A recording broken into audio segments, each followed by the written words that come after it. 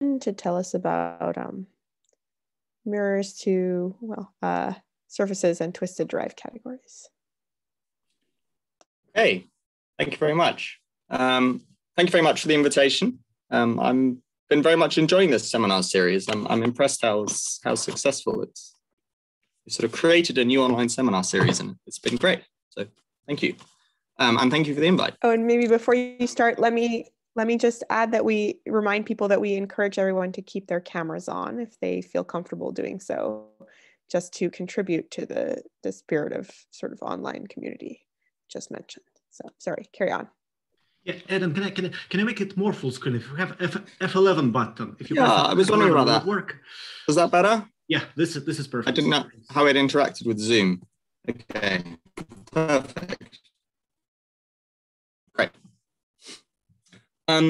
Great. So I want to talk to you about a project that I've been kind of messing around with for a worryingly long time, like far longer than it's not far longer than it deserves. It's just sort of a curiosity, really, but I've been playing with it for a couple of years now. But it's topical because I've basically finished it. I mean, the paper is going on the archive this week, or possibly next week. I really, really hope it's finished because I'm sick of writing it. So the topic is in mirror symmetry, as you can see. I feel slightly awkward talking about mirror symmetry because I'm not really qualified. So I was anxiously scanning the list of attendees to see if there's anyone in the audience who might, actually know something about symplectic geometry or mirror symmetry and would be able to pick me up on all my mistakes. I don't think I spotted anyone, but if you are out there, please tell me if I say things that are horribly wrong. I'm fully aware that I don't know what I'm talking about. I mean, basically, the point of what happened in this project is that I learned some mirror symmetry essentially from Yankee Lakili. And we discussed it. And, sort of in the process of learning it, I came across something which seems to be sort of new, which I think is cute. So that's what I'll tell you about.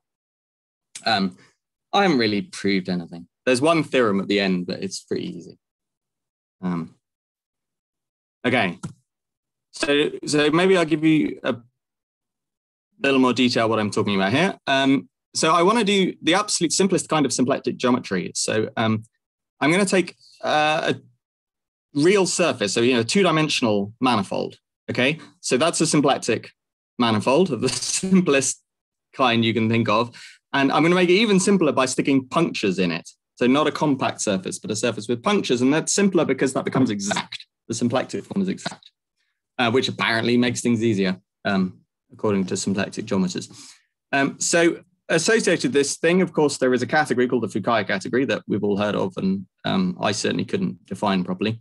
But the point is, because this Fukaya categories are like horrendously difficult to understand, but because it's such a simple kind of symplectic manifold, you can actually understand the Fukaya category in more or less total detail. And understanding the Fukaya category is kind of the same problem as doing homological mirror symmetry, right? So what does homological mirror symmetry mean here? Well, it means you understand this Fukaya category, and then what you do is you look in algebraic geometry or algebra, and you try and build this category again. So you find some construction in algebraic geometry of a category which is equivalent to the Fukaya category of sigma, the surface. So for example, you might take a variety and look at its derived category, or maybe you take a variety with a superpotential, which means a Landau-Ginzburg model, and you take the category of matrix factorizations. Or if you want to go more algebraic, you just sort of take the category of modules over an algebra or an infinity algebra or something. And as you get towards the end of this list, you start to doubt whether you're really doing mirror symmetry, right? I mean, if you find a variety that's mirror, a variety for this works, you really kind of say, well, okay, X is the mirror to sigma in some honest sense. I think that's acceptable. And okay, for Landau-Ginzburg models, maybe. By the time you get to infinity algebras, you're not doing mirror symmetry. You're just describing the Fukaya. Anyway, for today, I'm going to pretty much stay at the beginning of the list and talk about mirrors, which are actually varieties. So maybe that's a little bit more respectable. So one of the points of this project, which is not really what I'm going to talk about today, but one of the points is that there are lots of different constructions of the mirrors to sigma. there are many different ways of in algebraic geometry of building a category which is equivalent to the Fukaya category of sigma. And it's sort of interesting to compare these different constructions. So that's something that's in the paper, but not really what I want to talk about today. Well, something I do want to talk about today is about gradings. So the point is that the Fukaya category is initially only a Z2 graded category. Right? If you look at like the derived category of X, it's a Z graded category. You know, you have X groups in every degree, but Fukaya categories don't look like that. You just have the odd degree and even degree. So if you're mirroring the ordinary Fukaya category, then you're not going to get, you could never get like the straight up derived category of a variety, but maybe you could get the Z2 graded version. Or you're not happy with that. What you do is you try and upgrade the Fukaya category to make it the Fukaya category Z graded. And this is possible, but you need some more data. So you need something called a line field on the surface, which I will explain later. And so I was thinking about what these line fields mean on the mirror side. What's the mirror data to this choice of line field? And the cute thing is that it leads you to a new kind of twisted derived category. So probably most of you have heard the words twisted derived category, and many of you know what a twisted derived category is. It's probably not what you're thinking of. The point I'm going to get to later on is that there are two kinds of twisted derived categories. Well, I mean, I'm sure there are many, but there are two obvious kinds of twisted derived categories, and the one you're thinking of them is one of them, and this is the other one. But we'll get to that much later. Okay, right. Let's do an example. This is the simplest example. It's the cylinder. Okay, a sphere with two punctures. So I want to talk about the Fukaya category of this thing, and really, I mean something called the wrapped Fukaya category. And objects in the wrapped Fukaya category are, well, in the Fukaya category in general, right, the objects are Lagrangians. But one of the nice things about surfaces is that a Lagrangian just means a curve. So Lagrangians, a very easy concept here. So the objects in this category are curves, and they can either be compact curves, like that green circle, M, or alternatively, they can be arcs, which join the punctures. So the blue arc L is also one of the objects in the Fukaya category, and it joins one puncture, one end to the other puncture at the other. Okay, so those are the objects. And the morphisms in the Fukaya category, well, there's some complicated stuff about pseudo-holomorphic disks and things, but putting that aside, the morphisms are the intersections, right, to first approximation. You know, so there's one intersection between L and M, so there's a one-dimensional space of morphisms between L and M. Now, if you want to look at the HOMs from L to L, it's a bit more complicated because the word wrap there comes into play. So when you get to the end of your surface, you have something called the Reb vector field, which means that you can run around and around the end of the surface and you can wrap your curves around infinitely many times, corkscrew them. And the definition in the wrapped Fukaya category is you take L, and then at the ends, you wrap it round as many times as you like. And every time you wrap, you might get a new intersection. So it turns out that HOM LL is infinite dimensional in the wrapped Fukaya category because of these infinitely many intersections when you corkscrew it. And then if you compute the algebra structure, it turns out to be this ring here. So it's the ring of it's the ring of polynomials in one variable localized at theta. Okay. So that's a straightforward computation for people who know how to do these computations. And then the other important fact is that this L actually generates the entire Fukaya category, which is sort of plausible. I mean, clearly it's going to intersect everything, which means that actually the Fukaya category of sigma is just equivalent to the derived category of this ring. Okay.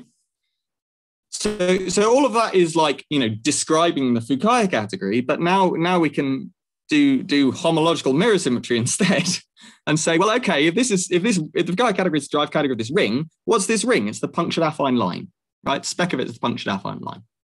Can I ask you a question? Sure. Do you take exactly one puncture or two puncture? Or does it matter how many punctures you take? Or? It matters a lot how many punctures you take. This surface has two punctures. Ah, I see. It's not a cylinder with punctures. It's a sphere with two punctures. I see. Okay.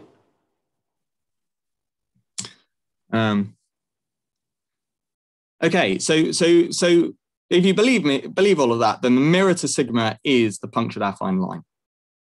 Okay, and actually this fits perfectly well with SYZ mirror symmetry, which is maybe a more honest form of mirror symmetry. So I mean, SYZ is about torus fibrations, but in this dimension, it just means circle fibrations.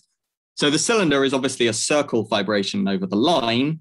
And if you dualize it, you get another circle fibration over the line, which is again a cylinder. But that's okay because you know, A1 without the origin is a cylinder. So topologically, that makes perfectly good sense. And then if you stick in the complex structures and symplectic structures, it works. Okay, so that's a pretty honest version of mirror symmetry. Okay, so now a more complicated example with more punctures. The pair of pants. So this is a sphere with 3 punctures. Okay, it seems to be symplectic geometer's most favorite manifold, the pair of pants, as far as I can tell. Okay, so again, there's some obvious curves and arcs. I've drawn this single arc L. That's an object of the Fukaya category. And this L, again, it turns out generates the whole of the Fukaya category. So all you have to do is compute its endomorphisms, and these are its endomorphisms, polynomials in X and Y mod XY. And you can see this is sort of related to the previous results, right? In the last example, I had infinitely many loops at one end, intersections at one end, infinitely many intersections at the other end. And it turns out their product is 1. You know, Z times Z inverse is 1. In this case, it turns out the product is 0, so X times Y is 0. Is there some formality issue? Should you worry about higher operations? I think these things are probably intrinsically formal. I suspect. I don't know. Yeah. I mean, it is correct. Okay. So what is this thing, right? So spec of that ring is the node. It's the affine node singularity, Z, the vanishing locus of XY, right? Inside A2. So I forgot to draw the picture for this, but this actually also fits with SYZ mirror symmetry quite nicely. So you can sort of think of this thing as an S1 fibration over the interval. It's just that in the middle, something goes wrong, right? You have all these S1s, and then in the middle, it's not an S1 because the S1 hits the puncture, right? But the node is also a sort of like an S1 fibration over the interval. It's just that in the middle, the S1 collapses to being the node. So I think if you blur your eyes, this sort of fits with SYZ as well. This is very classical. I'm not claiming anything. This is very traditional in mirror symmetry. Okay. Oh yeah, an aside which I'm not really going to go into today, but there's another possible mirror for this pair of pants is Landau-Ginzburg model. So you take matrix factorizations of potential X, Y, Z. And these two mirrors are related by canary periodicity because matrix factorizations of X, Y, Z is actually equivalent to the derived category of the node Z. Yeah, I feel in the interest of honesty, I should remark that I'm kind of lying about certain technical things about these categories to do with gradings, but I don't think it's very interesting, so I'll leave it as it stands. May I ask a question? Sure.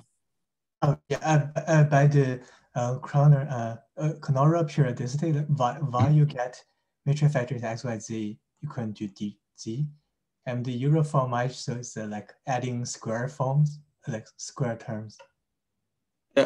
Yeah, so there's a more general version of canary periodicity where instead of adding like X times Y, you add like X times F, some other polynomial F, right?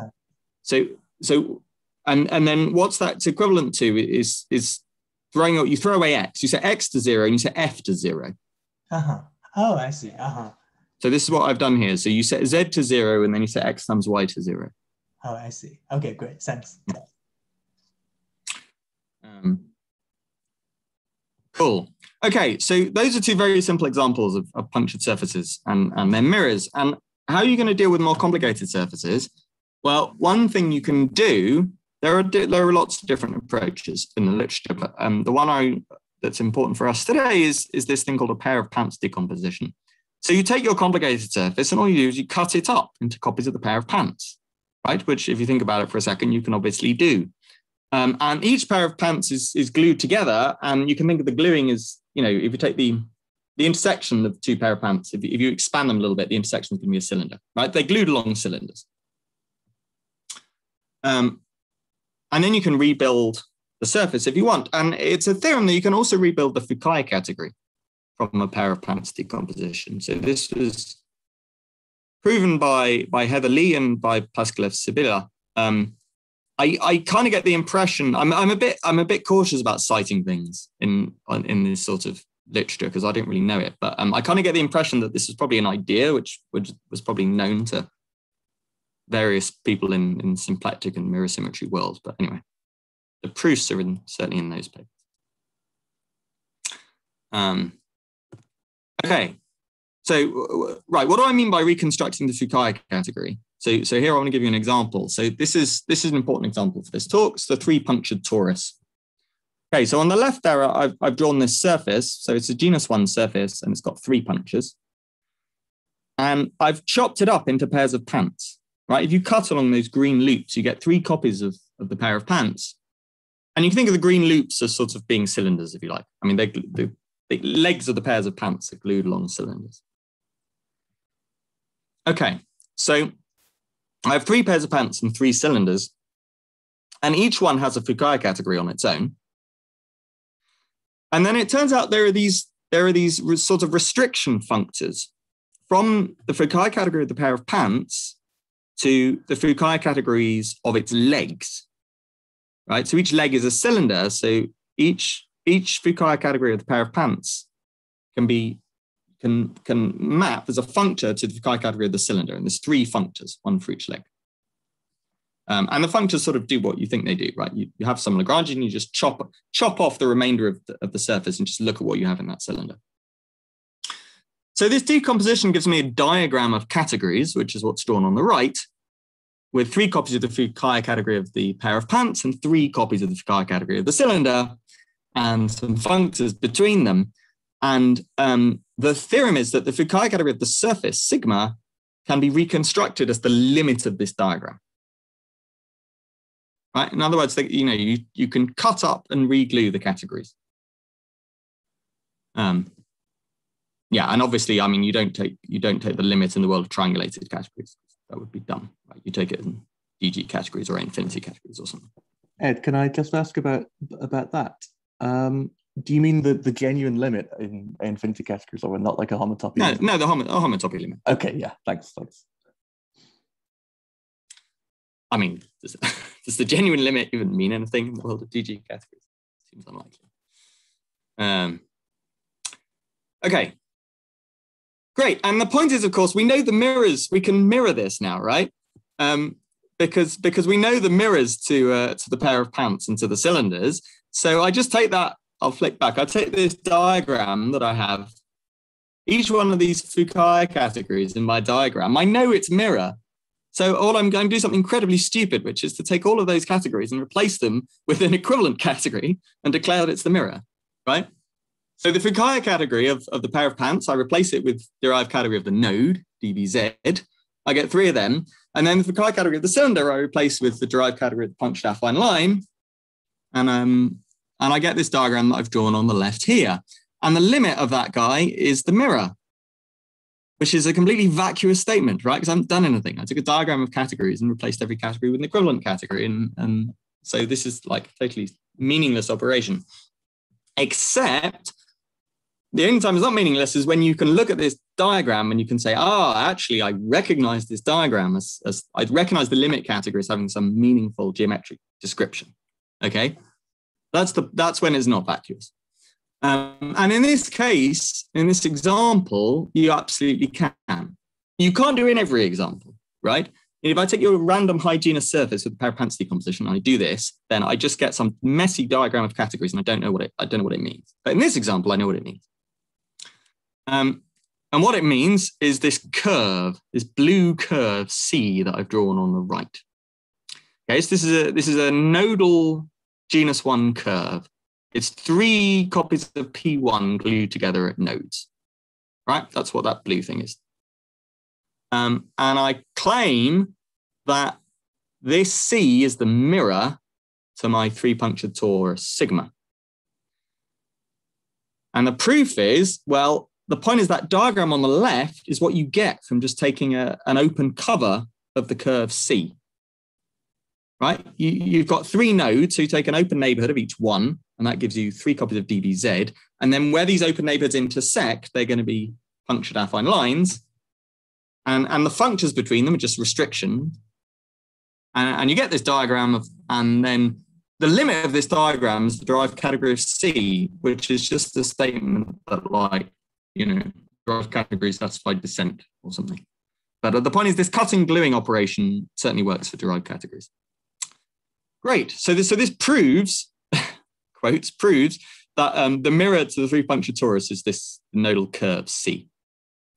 So this is sort of one way to get to this observation. I don't think it's the original way. I think this model for the mirror was known. It's in a paper by Sibylla Treumann-Zaslow. It may be older. I'm not sure. Cool. Okay.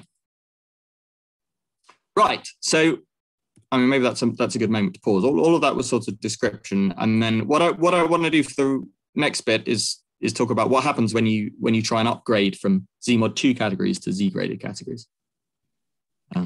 Sorry, can you you mentioned that in general it's hard to understand what the mirror would be. Could you say maybe a little bit why things go wrong and why you're not able to identify what? Sure.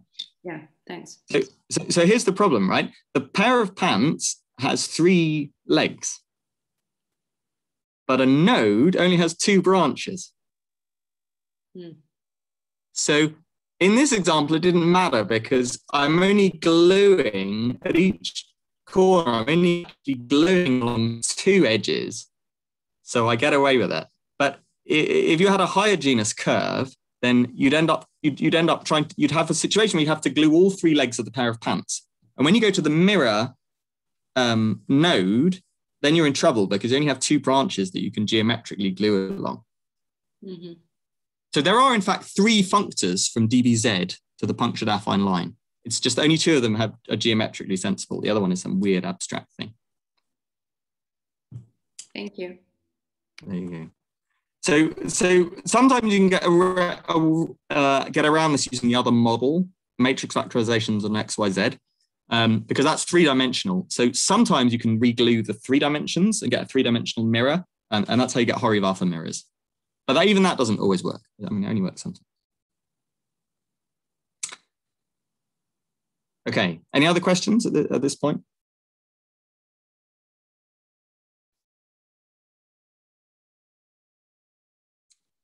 Cool. Great. Okay, so let's improve from Z2 graded to Z graded. So I said the problem is Fukaya category is only Z mod 2 graded. So I certainly didn't mean the ordinary derived category and what I was doing before, but maybe I meant the Z2 graded derived category. I didn't really. I was lying. Anyway, there is a thing, and it is Z2 graded. It's not the Z2 graded derived category. Anyway, enough of that. Let's go Z graded where I can be more honest. So what you need to get a Z graded Fukaya category is some extra piece of data called a line field. And it's very simple. It's like a vector field, but it's the projective version. So it's a section of the projectivized tangent bundle. You can think of it as a vector field, if you like. It's the difference. So you need to pick a line field. The choice only matters up to homotopy, and up to homotopy, the set of line fields is almost the first homology group of the surface. Not quite. It's a torsor for the first homology group. But that means you can sort of really classify line fields very easily. So, for example, on the cylinder, a line field is classified by a single integer. And what is that integer? It's a winding number. So as I run around the loop M, my line field will wind a certain number of times, and that winding number gives me an integer, and that classifies the line field up to homotopy. Okay? So once you've picked a line field, then you can define this Z-graded Fukaya category, and the objects of it are the gradable Lagrangians. And Lagrangian just means curve. So the curves in the surface, which have this property that the winding number along them is 0, the winding number of eta. So, for example, for example, you can look at M, the loop M, that was a Lagrangian in my surface. But if I choose a line field which has alpha non-zero, then M is not gradable. So it's not an object in this Fukaya category. So point is, we're not taking the Fukaya category and improving it to make it Z mod 2 graded. That's not really not improving it to make it Z graded. What we're doing is just building a different category, which is Z graded. Right? So it has some relationship to the Z mod 2 graded Fukaya category. It's not like a direct enhancement. And it's typically kind of smaller, has fewer objects in it. So this category doesn't normally have M in it. On the other hand, it does have L. So the arcs are fine because somehow there's no such thing as the winding number of the eta along an arc. So you're kind of okay. You can always have L. And L always still generates this category in this for the cylinder. And so I just need to compute its endomorphisms. And its endomorphisms are the same as they were before. They're this ring CZZ inverse. But the difference is that it's now a graded ring. Right? And the grading is that the degree of Z has to be this number alpha. Okay? So I have exactly the same statement. The Fukaya category, the Z-graded Fukaya category, using this line field eta, is equivalent to the derived category of this same ring, but now it's a graded ring. Okay? Now, there's some ambiguity about what I mean by the derived category of a graded ring. So I need to sort of emphasize this for a minute. But the point is that you should think of this grading as like a cohomological grading, right? It's not like an additional internal grading. It's like, it is the grading that you have on the derived category. Maybe another way of saying it is on this derived category, I have a shift by one operation, right? What I mean now is shift by one is the grading shift. I'm making them the same thing. This category is this category only has a single Z grading. It doesn't have two gradings. The objects are not chain complexes of graded modules. They are DG modules over this graded ring.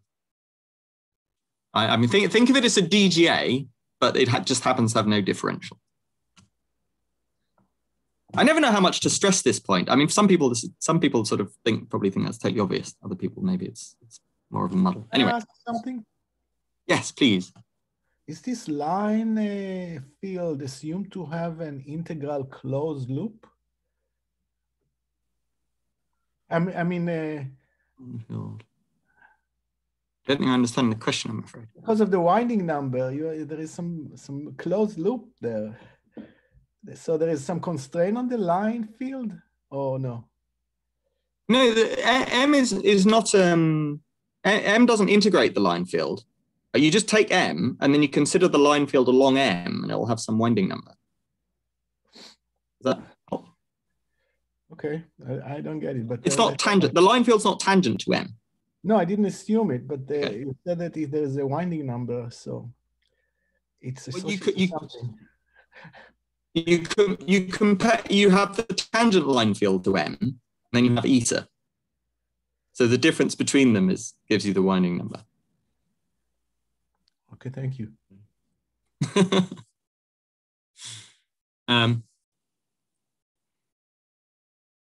Okay, so the point is for a given integer alpha, I have this graded ring, and then I have this Z graded category, right? And this category is the Z graded Fukaya category. It's equivalent to the Z graded Fukaya.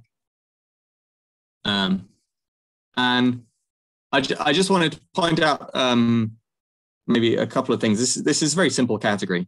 It's equivalent just to the category of Z mod alpha graded vector spaces. For alpha non-zero, it's a very, very simple category. And for alpha non-zero, it has no torsion sheaves. I guess I didn't say this earlier, but that green loop M, before I introduced line fields, that green loop M was mirror to some object in the derived category of the punctured affine line. It's mirror to a torsion sheaf, a point sheaf. And in fact, there's a whole family of objects M because there's a family of point sheaves. But if alpha is non-zero, then there are no point sheaves for this graded ring. It doesn't make sense. And that's mirrored to the fact that M was not, in fact, an object in this line fielded Fukaya categories. So that all matches up nicely. Another thing I want to say is that if you want to switch to thinking geometrically instead of terms of the ring, right, you've got the punctured affine line. What does the grading mean? The grading means a C-star action. Now you have a C-star action on the punctured affine line. It's acting by dilation with some weight. The weight is alpha, and that grades the ring. I need this C-star action point of view because that's the thing that globalizes. And then a small piece of terminology. I call this C-star action an R charge, which is terminology that I got from superconformal field theory, because it is the vector R charge. I introduced this terminology in a paper about 15 years ago, and it has not caught on. So no one else calls it an R charge. I'm still pushing it. I still have hope. Okay. That was the cylinder. Let's look at the pair of pants again, and let's look at line fields on this guy. Okay, so H1 of the pair of pants is rank 2. So a line field has to be determined by 2 integers. And here's Y. So it's determined by its winding numbers around the punctures, right? So you loop around each puncture, that gives you a winding number for your line field eta. And then by Poincaré-Hopf, the sum of those winding numbers has to be 2. Okay? So the set of line fields, you can see this very explicitly here. The set of line fields is not a rank 2 free abelian group, but it's a torsor for a rank 2 free abelian group. It's a torsor for the homology group. It's like an affine subspace. Okay, great. So that's the line fields, and then you go to the mirror. So the mirror, I said, was the node Z, or the graded ring CXY mod XY, and wherever I have a line field, then the mirror becomes a graded ring, right? And you just have to grade the variables. So you give X some degree, that's alpha X, and you give Y some other degree, that's alpha Y. And you don't care about alpha Z, but alpha Z is determined by alpha X and alpha Y anyway. So the mirror is this graded ring, or if you want to think geometrically, it's the node, but it has some C-star action on it. And it has weights on 2 branches, and the 2 weights are completely independent. One's alpha X, one's alpha Y. If you're worried about that third grading, this makes sense if you think about matrix factorizations, in fact, because if you look at MF of X, Y, Z, then normally that's a Z mod 2 graded category, but you can make it a Z graded category if you think about graded matrix factorizations. And for that, you need to put a grading on the ring. And you always need the degree of the superpotential to be 2. Right, so it matches perfectly, right? It matches Poincaré-Hopf. Anyway, that's just an aside. We're not going to use that model. Okay, so what would I do if I had a more complicated surface? Well, I said what I should do is take a pair of pants decomposition. Okay, so here's I've gone back to my example of the 3 punctured torus again. So I've got my 3 punctured torus, and I've cut it up along my green lines into 3 pairs of pants. Okay, so now I put a line field on the surface, and then obviously I get a line field on each pair of pants. Great. And I know about line fields on a pair of pants. They're determined by 2 winding numbers. That's great. So I can record all of that information, but unfortunately, that information is not enough to determine the original line field eta. And you can see this very obviously in this example, because so H1 of this surface is rank 4. And the green loops only give me 3, only account for 3 of those winding numbers. So I have 3 winding numbers, alpha 1, alpha 2, alpha 3. If I know them, then I know the winding number. I know the line field on every pair of pants, right? But there's another winding number, which is beta, the loop around this red loop. And knowing the alphas does not tell you beta, okay? And the reason for this, I mean, it's just simply that when you glue the line fields, that wasn't the next thing I wrote. The reason for this is just that when you glue the line fields together, there's an ambiguity, right? You have to glue these 2 things together. You have to choose a homotopy at some point between 2 line fields, and the space of homotopies is disconnected. There's simply many connected components. Right. I mean, all I'm saying is the first homology group of the interval is trivial, but the first homology group of the circle is non-trivial. Right? It's not a deep observation. Okay, so this is very important for this talk. This fact, right? You can know the line fields on each pair of pants, but when you reglue them all together, you don't know what line field you've got. There's an ambiguity.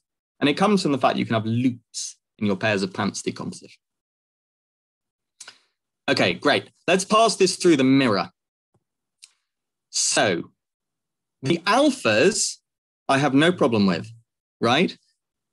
In each pair of pants, the mirror gives me the node, and the alphas give me a grading on the node. They give me a C star action on the node, so it grades the variables, right? Just as we had for a single pair of pants. And you can globalize this very easily. So the global description is that you have a C star action on the mirror curve C. Right, so if you remember, my mirror curve was a triangle of P1s, it was 3 P1s glued together. I can write down sort of 3 possible C star actions on that, if you like. I mean, I'll flip back.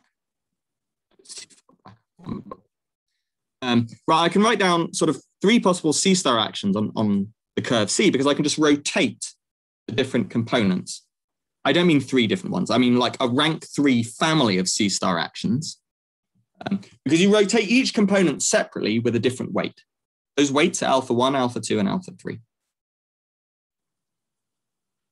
And then locally at each node, what you're doing is you're rotating the branches of the node with different weights. So you're just grading the ring. Okay? So you have this R charge, this C star action on C, and you have sort of a 3-parameter family of R charges. Those correspond to the alpha numbers. And every one of those R charges defines me a category, DBC alpha. Right? So I guess I haven't said how you think about this in the case of a global R charge, but locally these things are graded rings, and I'm taking the derived category of those graded rings. And there's a sort of simple way of writing down a global definition of that. Okay.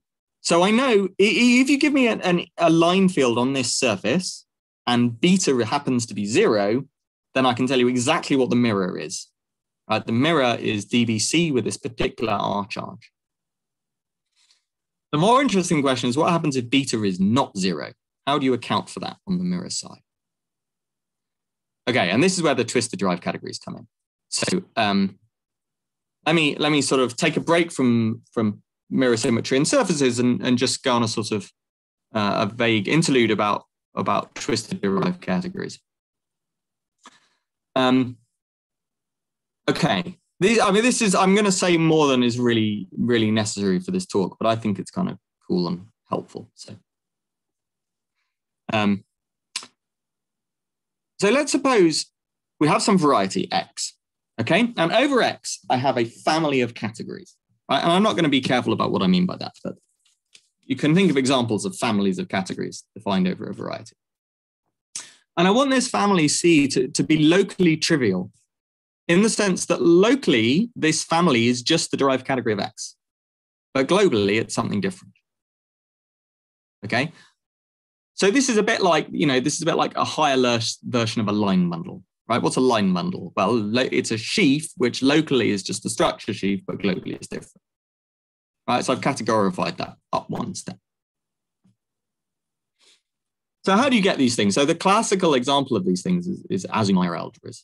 So you have a sheaf of algebras, non-commutative algebras on your space X, and locally these algebras are just matrix algebras over the structure sheaf.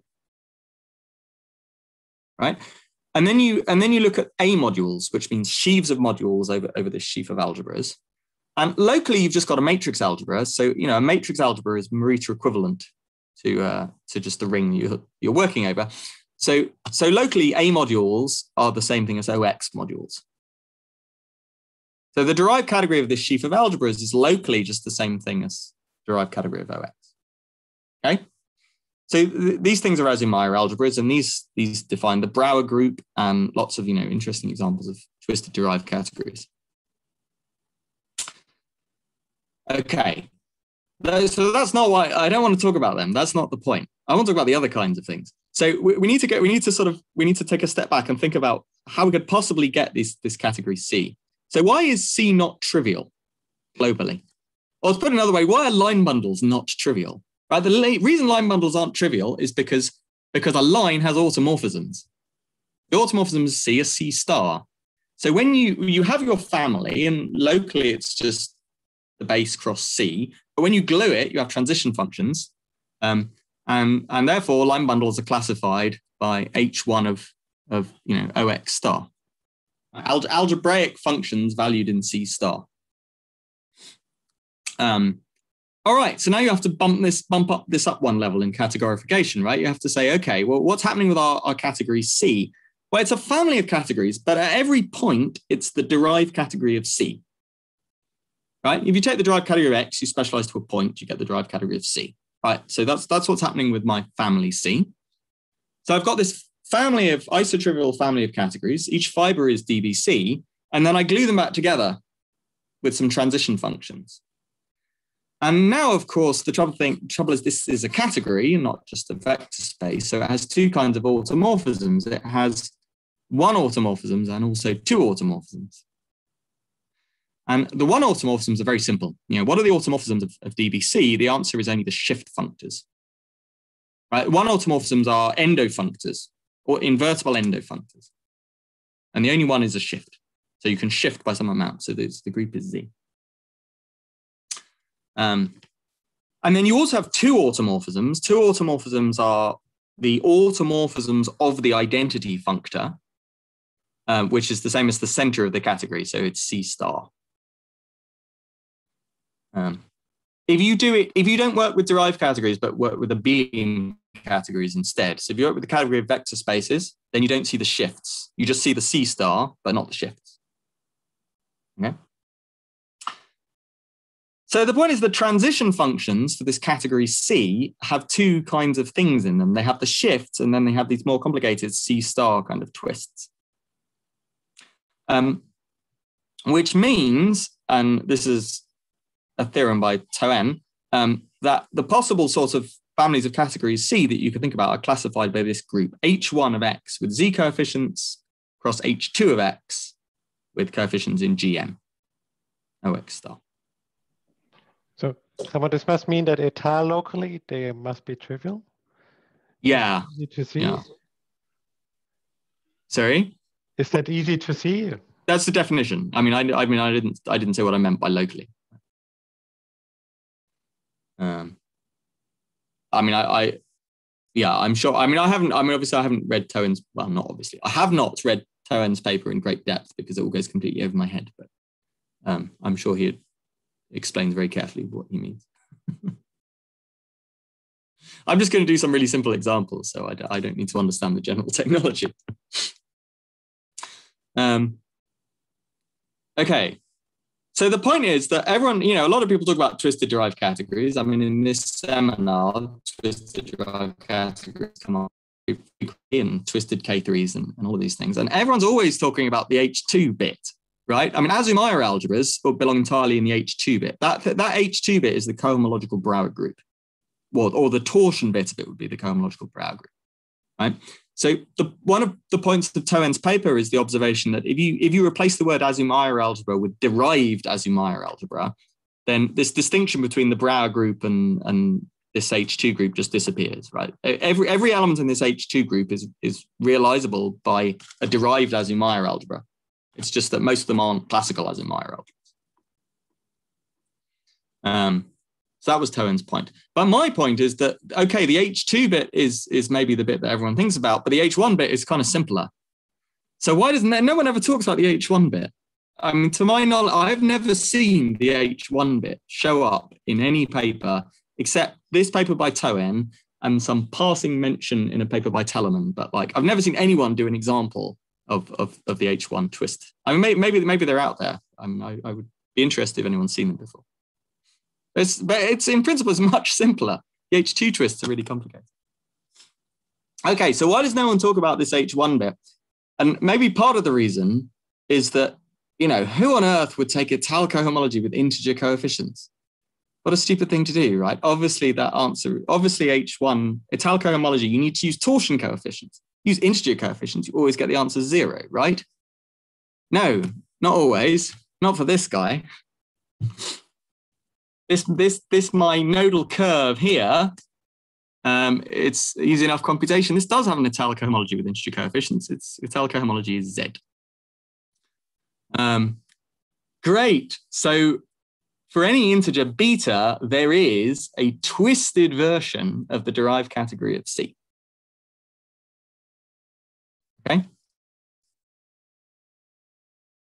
Using these 8. So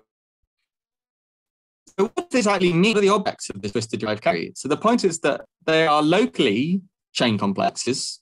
That's normal. Locally, they look like elements of the ordinary derived category. Chain complexes are X modules. But the transition functions include shifts. So having gone all the way around the loop, you don't get back to where you started. You get back to a shift of where you started. Okay. Now, unfortunately, in some sense, these categories aren't that interesting because you can't really have objects in this category which are supported around the whole thing, or like an indecomposable object which is supported around the whole thing. Because if you get back, if you're coherent, right, then you're only supported in like finitely many degrees. So if you loop round and you come back to a shift of yourself, that's kind of impossible. Right? So you couldn't be finitely generated and also and have support everywhere around the curve and be in this shifted derived category. It's a contradiction. So the only objects in this category. Do you need the bounded version? I mean, you don't need it. You could do the unbounded version. That has plenty of objects in it. But then you wouldn't be doing the mirror to the Fukaya category.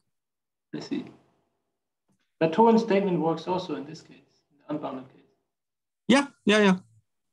I'm quite sure Toen doesn't do anything as naive as restrict to the bounded case. Or the coherent sheaves or anything. He's not in the audience, is he? I should have checked before I started making this kind of yeah, so this category is not that interesting actually, because all you can do is you can take the torsion sheaves, so you can take things supported along like one of the P1s, and they don't care about beta, so they just as far as they're concerned, it's the ordinary derived category, and you can just take the subcategory generated by those torsion things, and that's what you get. So it's not actually very interesting.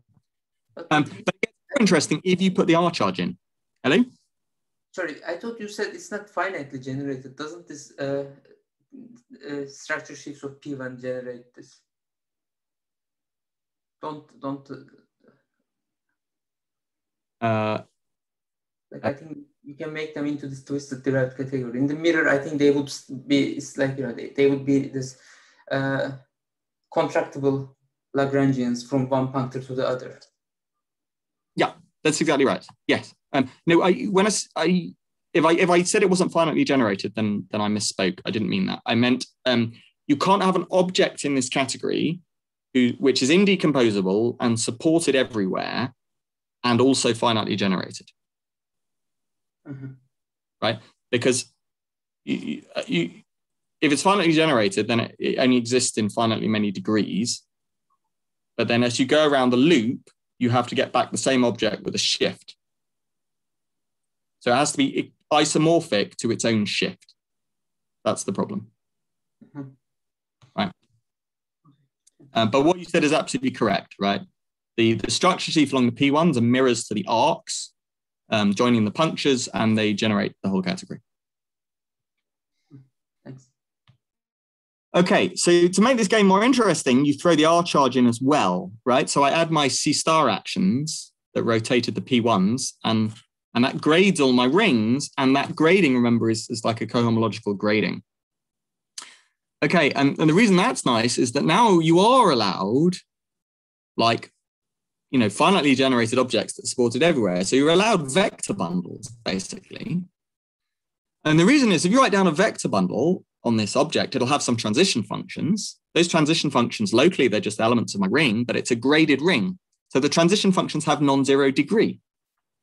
So they are shifts. They are isomorphisms between the vector bundle and a shift of the vector bundle, which is exactly what you need to be in this category. Okay, so that's sort of the main observation, right? That if you look at line fields on a punctured surface and you pass it through the mirror, then some of the like R charges or gradings, which is maybe pretty well known, but then what doesn't seem to be known is that these other things exist, these H1 twists show up, and you have to include them, otherwise you can't account for all the line fields. And then there's one more sort of little result I wanted to talk about, just because I kind of wanted to end on a theorem. It's not a very difficult theorem. It's kind of cute to do the one punctured torus instead. Okay, so I was doing the 3 punctured torus. This is the torus with only 1 puncture, and I'm going to do exactly the same story. But in this case, the pair of pants decomposition only has 1 pair of pants in it. Right, so you chop along that green loop and you get a single pair of pants, and you have to take that pair of pants and glue 2 of the legs together. Right, now I pass that through the mirror symmetry, I get the node, and I have to glue the branches of the node to each other. And that gives me this blue curve C, which is a genus 1 curve with a single node. So I would call this a nodal elliptic curve, right? It lives in it's the point at the boundary in the moduli space of elliptic curves. Someone told me off for calling it an elliptic curve because it's really rational, right? Its normalization is a P1. There's really a rational curve, but it lives in the moduli space of elliptic curves. So anyway, this is a curve. It exists. It's a very simple object. And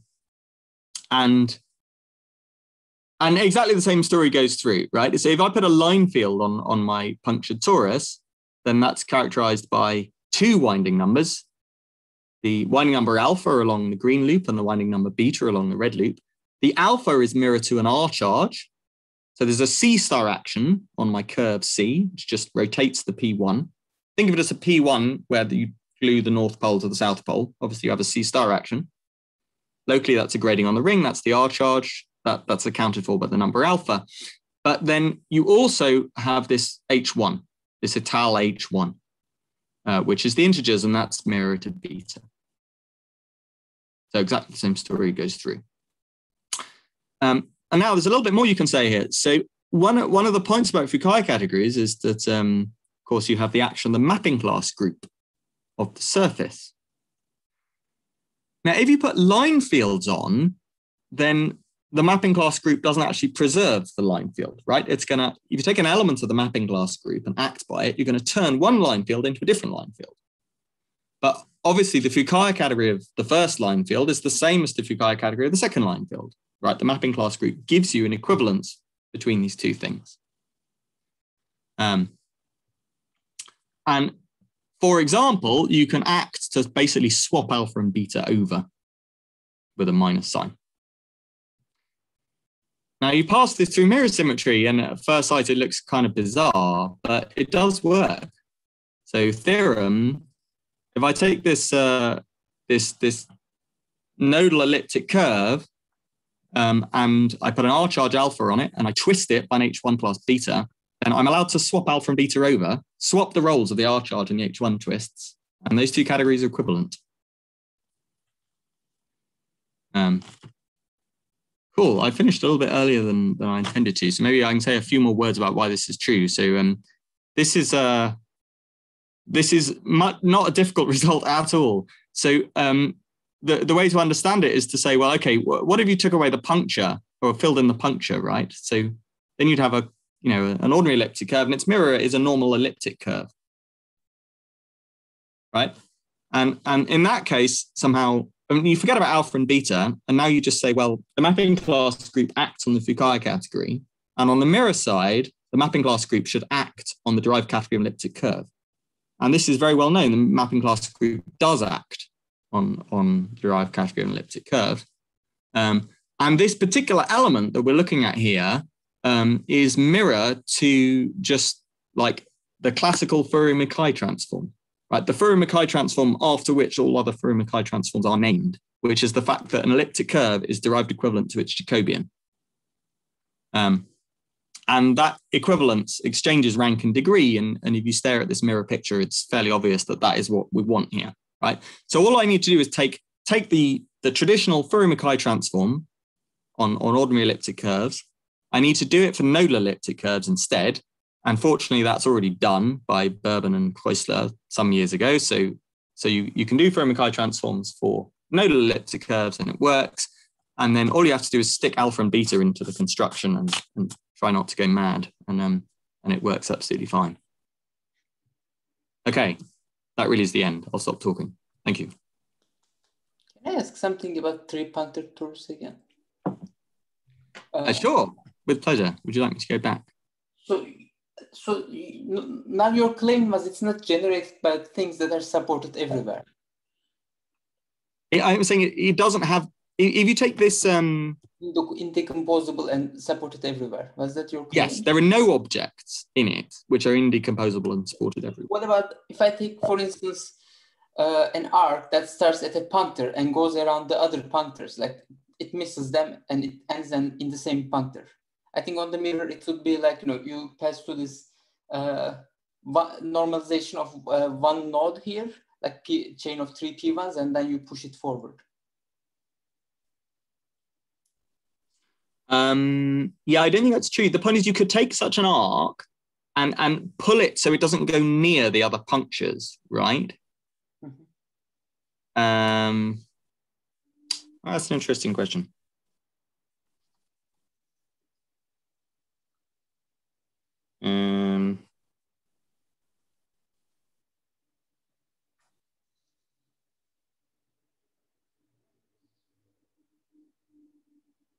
That's an interesting point, isn't it? Because it's some sort of extension of the structure sheaves along the P1s.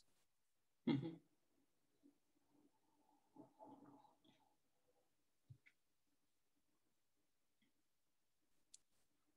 Yeah, indeed, if you use 3 of those, you can probably generate everything supported in the nodes as well. It can let you generate everything in the category. Yeah. But then I'm worried about why there would be a shift. How would that occur? Yeah, I don't know. So I'd have to think more carefully about the example. Okay, thanks. Maybe you wanted to say something like there isn't an object that's perfect in some sense, or like a compact object. I don't know. Maybe I'm just saying nonsense. Sorry. Yeah, that's a fair point. Maybe the issue is no. You may be right that it is about perfect things, right? Because as I guess the perfect derived category is mirror to the compact Lagrangian. Maybe there is an imperfect thing, does it? I don't know. Like maybe proper modules over this thing. Yeah.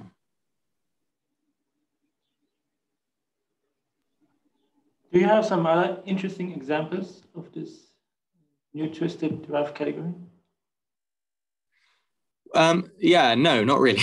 I mean, the sort of the part of the problem comes down to what I was discussing earlier, which is that this re-gluing together only works if your pair of pants decomposition is rather restricted, right? Because at any vertex, you only glue along 2 legs.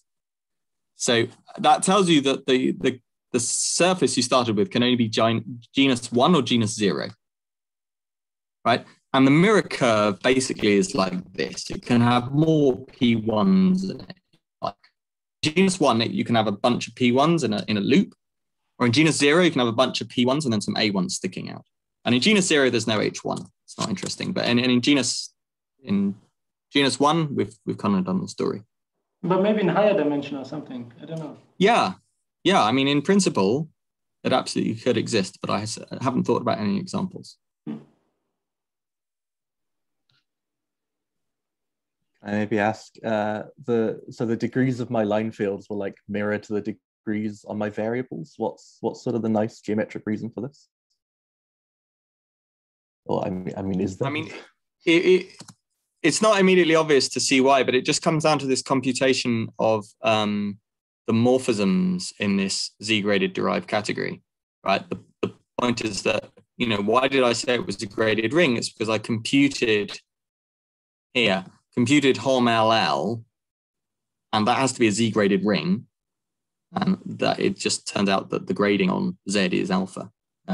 I mean, you can sort of see it topologically with a bit of effort, because the point is that the reason that HOM-LL is infinite is because you wrap round lots of times at the end, right?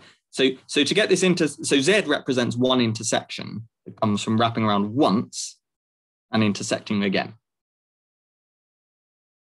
right? And it's sort of plausible that that operation of wrapping around once sort of picks up the fact that as you wind around, the winding number is alpha. Yeah, that's the sort of answer I was looking for. Yeah, thanks. Sure, great. May I ask a question about the example of a chain for P1? Sure. In that example, so is there a relation between this R chart alpha with the H2 pieces of in tones 0? No, I don't think so. No, I mean they shouldn't be related. They shouldn't be related.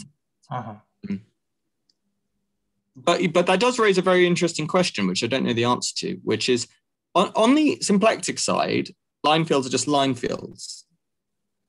On the mirror side, I appear to have this distinction between the R charges and then these rather different things, which is this tal H1 twists. So why is it that on the algebraic side, I appear to see two different kinds of things instead of one kind of a thing? And is there a way of unifying them? I don't know the answer to that question. I see. Okay. Yeah, just have this stupid naive observation that assume that in this case you have 3 alpha, like alpha 1, alpha 2, alpha 3, but you also have 3H2, like because 3 component. And also, right, but it's not integral H2, right? It's H2 in the group G. GM, but so those are 0. Oh, okay. Oh, so it's not. I see. Okay. Oh, I thought there may be 1-to-1 correspondence between the number of components to the alpha. Sadly not. I know that. Okay, great. Okay, but also I want to ask the situation of the noodle one, the noodle interview curve. So in that case, the H2 étal is that has something to do with the alpha? Or, I mean, is that one-dimensional? Sorry, no, I didn't understand. Sorry, what was it? Sorry. I mean, just in this case, like, so what the role of H2 étal could play on the curve side? So there isn't any again. There isn't. There is no H2. Yeah. Oh, so to get categories that have trivial Brauer group, sorry, varieties that have non-trivial like Brauer group, you have to go to kind of more complicated examples. I don't think it's possible in one dimension. Oh, I see. Okay, great. Okay, thank you. Can I ask one more question? So can you, in your last example, can you really prove that you get new derived categories so that they are not isomorphic to the standard derived category? That's a good question. Yankee asked me this question. No, because I don't know how. I mean, I don't know what I would use to prove. I mean, okay. Compute stability condition or something. Yeah, that might be true. I mean, you'd probably just from their homology groups or something prove that they're different.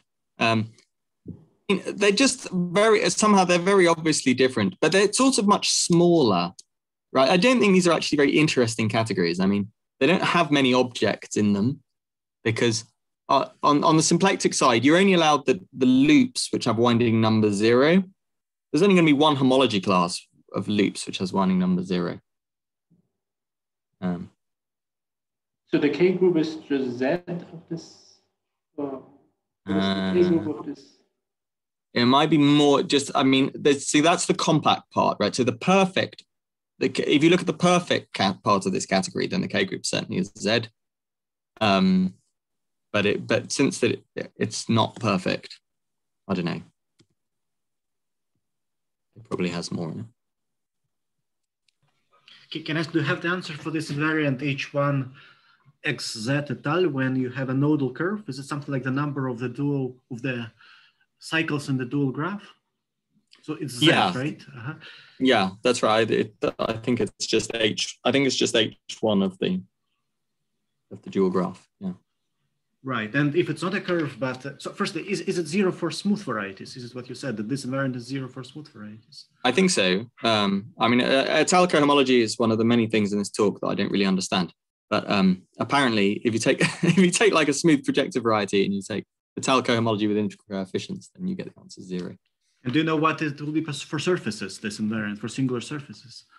No, I don't. Okay. And how do you compute it for curves then? I don't know. I had an ital cover.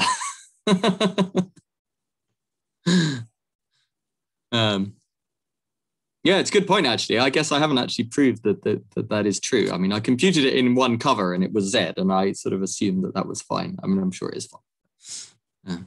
Maybe there's something to prove there. But I mean, maybe there is... This questions about higher dimensions are very interesting, right? Because something you can do on the symplectic side is something called a higher dimensional pair of pants decomposition. So symplectic manifolds can be decomposed into higher dimensional versions of the pair of pants, and we do know what the mirror is to each one. So in principle, you can run similar constructions in higher dimensions. And then the problem is somehow that, you know, these questions about automorphisms become much more complicated. And it's kind of something I would like to think about, but I need a good example, really, to have a grip on it. And if you do this higher dimensional pair of pants, would you get simple normal crossing on the other side, or what do you get on the geometric side? On the algebraic geometry side, yeah, so you get matrix factorizations of like x, y, z, w, however many, you know, the number of dimensions plus 1. Yeah, so that's derived equivalent, yeah, exactly, to simple normal crossings devices. But yeah, but then you have to glue, right? And then the trouble is when you're gluing along complicated categories themselves, which already have large automorphisms. I mean, here the category you were gluing along was just like the derived category of vector spaces. So that is very simple, and you only have to worry about shifts. Whereas in general, in high dimensions, you're gluing along things which have complicated automorphisms.